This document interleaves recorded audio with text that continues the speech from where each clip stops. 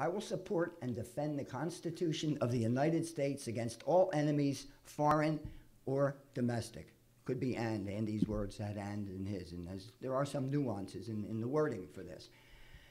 I remember taking my oath as a young 22-year-old who had just graduated college, and I'm thinking to myself as I had my hand, protect and defend the Constitution. What is protecting and defending? I should be protecting and defending my country. What am I doing defending the Constitution? A year later, I was in Vietnam, and we didn't think about defending the Constitution at that point. Now, almost 50 years later, I have an appreciation for protecting and defending the Constitution. Next slide. Let me give you a premise. The Constitution is the law of the land. And who mentioned foundation, about doing foundation? Dave, I think it was you. Building something or? Sure, okay. Thank you. Well, think of the Constitution as a foundation, and those of you who have ever built anything, or even if you played with your children and grandchildren with blocks, if you have a foundation and you get those blocks and you get off of that base, you're going to reach so high and you're going to have your building topple. That's what's happening right now with people ignoring the Constitution over the last decade or 2 decades especially. We're reaching a tipping point in this country. Our line in the sand is today. And if you take a look at the wording in the Second Amendment, and let me emphasize something here. And as Dave talked about, there's 2 portions of the Second Amendment, the first being the militia and the second being the individual and their responsibility. The right of the people to keep and bear arms shall not be infringed. Here is Dianne Feinstein's bill. I'll have it up here if anybody who hasn't seen it wants to take a look at it. This is basically a preliminary copy of it. I printed it off last night. And what struck me in this, right up here, and then you can see it with your own eyes, I'll leave it on the table. It says here, the purpose of the bill, to regulate assault weapons, to ensure that the right to keep and bear arms is not unlimited, okay? And for other purposes. So what I did was I pulled out that quote, and it's down here at the bottom. So I want to focus on this not unlimited piece. This is doublespeak, all right? If you say it's not unlimited, that means it's limited. Look at what the Constitution says, shall not be infringed. I have a copy of the Daniel Webster's 1828 First American Dictionary at home. It's a replica of it. And this afternoon I looked up the meaning of the word infringe. To break, to violate, to transgress, to neglect, to neglect to fulfill or obey, as to infringe a law. To me, this is in their own words, they are infringing on the Second Amendment. Right in their own words. Why do people ignore this? Why hasn't somebody stood up and said, and by the way, they take the same oath that we did as military or law enforcement officers. You know what impeachment is with government officials? It's when they have done treason, high crimes, and misdemeanors. Is it a high crime to knowingly break your oath and try to destroy the Constitution? Jim, next slide. Net, ladies and gentlemen, it's time to draw that peaceful line in the sand. And with that, let me introduce our next speaker. We have William Marsh. He owns a manufacturing complex right here in the industrial park where we are located. It's called American Bar Products. Recently, he was on the Huckabee Show a couple of times. And last Friday night, he was on the radio show on 1210. Gary Arnell, okay, 1210. He was on there for an entire hour fielding questions coming in from the audience. So without further ado, William, can you come up, please, and just share some thoughts with us?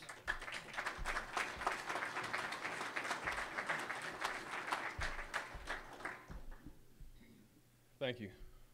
I'm going to speak tonight about a line in the sand. Defending liberty, defending our rights, defending our Constitution. Peacefully, lawfully, and respectfully. The purpose of my presentation is to demonstrate that we are in the right by referencing history, law, and our founding documents. To demonstrate that we must act before the most important of our liberties is taken from us. And to ask for a first in what will be many, from you, actions to come. Thomas Paine said the Constitution is not an instrument for the government to restrain the people. It is an instrument for the people to restrain the government, lest it come to dominate our lives and interests. George Washington said, "Government is not reason. It is not eloquent. It is force. It is a dangerous servant and a fearful master."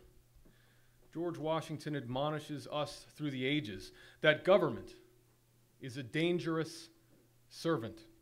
The danger he spoke of is before us. When the government acts, it often references the Constitution, or it's supposed to. But the Constitution is not legitimate on its own. It depends on the Declaration of Independence for that. The Declaration of Independence is a mission statement. It's a pretext for government in the first place. It's a thing of philosophic beauty, novel for its synthesis of core truths.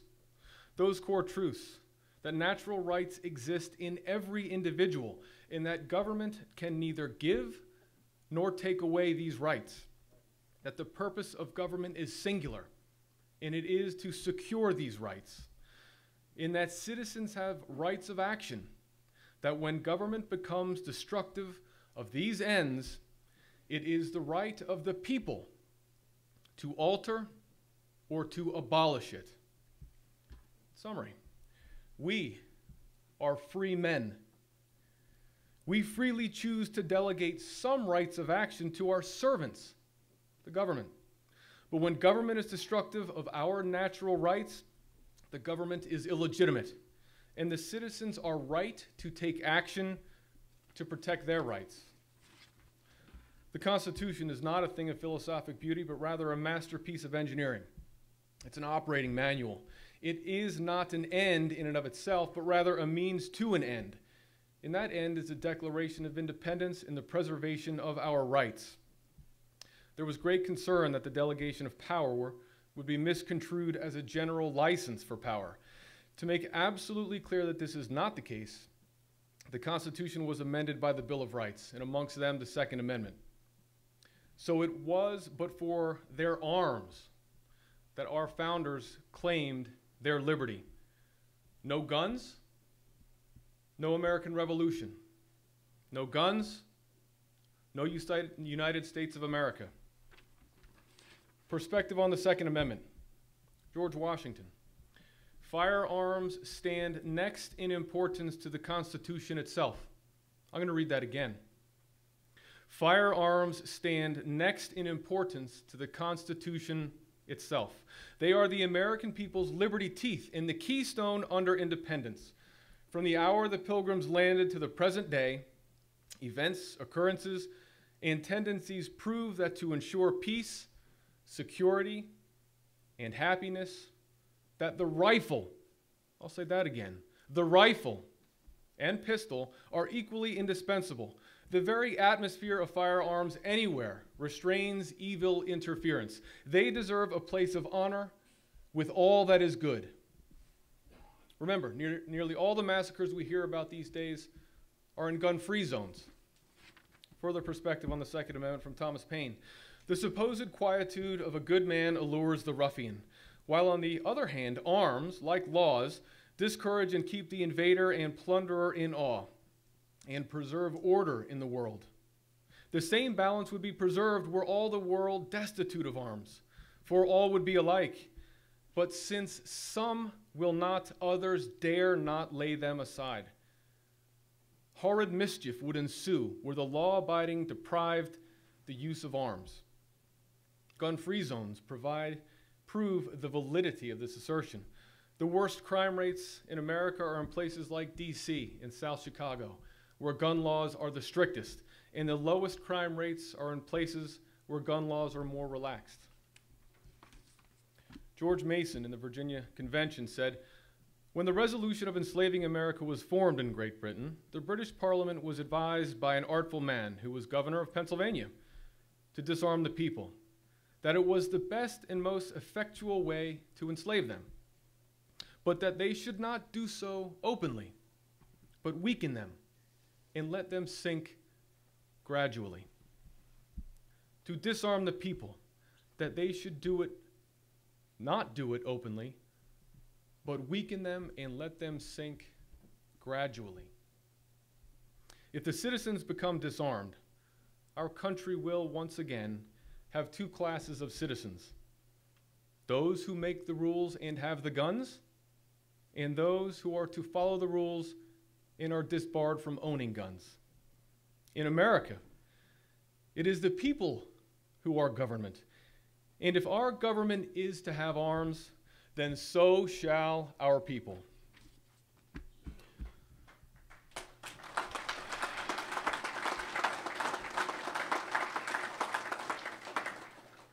There is a saying, "When the people fear the government, there is tyranny. When the government fears the people, there is liberty." Are we foolish to fear our government? I'll list some grievances, from petty to severe. We're disallowed from buying incandescent light bulbs. Pretty petty. We're told the size of our toilet bowl. We're disallowed in some places from buying a 40-ounce soda. We're forced to use corn oil for fuel. We're forced to adopt mileage standards that sacrifice safety for mileage. How many people have died for these fuel standards? We are forced to fund abortion, wind energy, electric car, and Wall Street bailouts. We are now forced to participate in Obamacare while they confiscate 40% of our income. The debate on these issues continue, but the only reason these topics are still a debate is because ultimately we can say no. Remember the Declaration. Citizens have the right to alter or abolish. Ultimately, a free man cannot be forced to act against his will. What is our government's view of itself? A concerned citizen in 2010 asked Representative Stark in California, if this legislation, the Obamacare mandate, is constitutional, what limitations are there on the federal government's ability to tell us how to run our private lives? Is your answer that they can do anything? Pete Stark, the federal representative, said, the federal government, yes, can do most anything in this country. The importance of saying no. All rights depend on one, and that is the right to defend oneself, one's family, one's property against unlawful violence. You say no to a thief with a gun. You say no to a rapist with a gun. You say no to a gang with a semi-automatic handgun. And you say no to a tyrannical government with a semi-automatic rifle. Liberty, which is freedom under law, is very simply the ability to say no. If you are not allowed to own a firearm, you no longer have the ability to say no. A thief, a rapist, a gang, or a government possessing all of the guns will be in a position to make life-changing decisions for you, even if you disagree.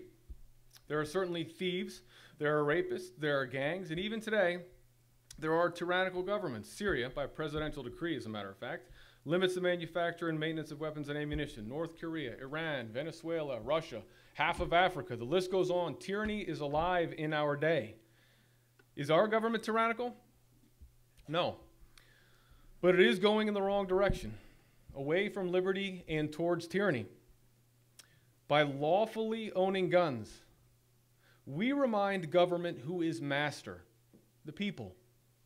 We are. And who is servant. They are. Our insistence, the law-abiding citizens' absolute right of owning arms is a check on the government. By owning guns, we ensure that our government will never be tyrannical. As we've heard tonight, front lines are being drawn. State legislatures, including in Pennsylvania with HB 357, county sheriffs across the country, and citizens even in New York are planning the largest act of civil disobedience in state history, where gun right activists are urging everyone to defy Governor Cuomo's registration mandate. And I remind you that free citizens, we, are the ultimate repository for liberty. So we make a call to the good men of Pennsylvania. Across the country, patriots are once again standing in the age-old battle between liberty and tyranny. And I look at each one of you. You have a role to play. You have a mission to fulfill. You must not shirk your duty. Our forefathers fought for us, and we fight for our children. To preserve liberty, you must draw a line in the sand. I'm going to ask you tonight to make a pledge, and it is a lawful, peaceful pledge to maintain your God-given rights to say no to unlawful government. Our group intends to publish an open letter to the government. And when you came tonight, there were 2 pieces of paper on your chair. One of those 2 pieces of paper is what I'm going to read now. And it is the pledge that we intend to publish in local newspapers to draw the line in the sand. And I'll read that now, and you can follow along. Repeating the words of July 4, 1776 in the Declaration of Independence, we hold these truths to be self-evident, that all men are created equal, that they are endowed by their Creator with certain unalienable rights, that among these are life, liberty, and the pursuit of happiness. To secure these rights, the Constitution was ratified in 1789, and the Bill of Rights was ratified in 1791. These documents established a constitutional republic anchored by the principle of balance of power. Separation of powers was established between the 3 branches of government, between the states and the federal, between the people and the federal government. The Second Amendment was one of several to establish a balance of power between the people and the federal government. The Second Amendment peacefully discourages an overzealous federal government from establishing tyranny over the people. Whereas the right of the people to bear arms in defense of themselves shall not be questioned. Whereas the registration of firearms is the most effective precursor for the disarmament of the people. Whereas limiting the type or capacity of firearms available to the people will dangerously alter the balance of power between the people and the federal government. Whereas a shift in the balance of power between the people and the federal government will destabilize the republic. Whereas additional restrictions on law-abiding citizens will not prevent evil at the hands of the lawless, but will endanger the lawful at the hands of the lawless. Whereas any attempts to further restrict the right to keep and bear arms by law-abiding citizens is unlawful, we, the undersigned, will peacefully and lawfully refuse any further attempts to restrict the right of the people to keep and bear arms. We are asking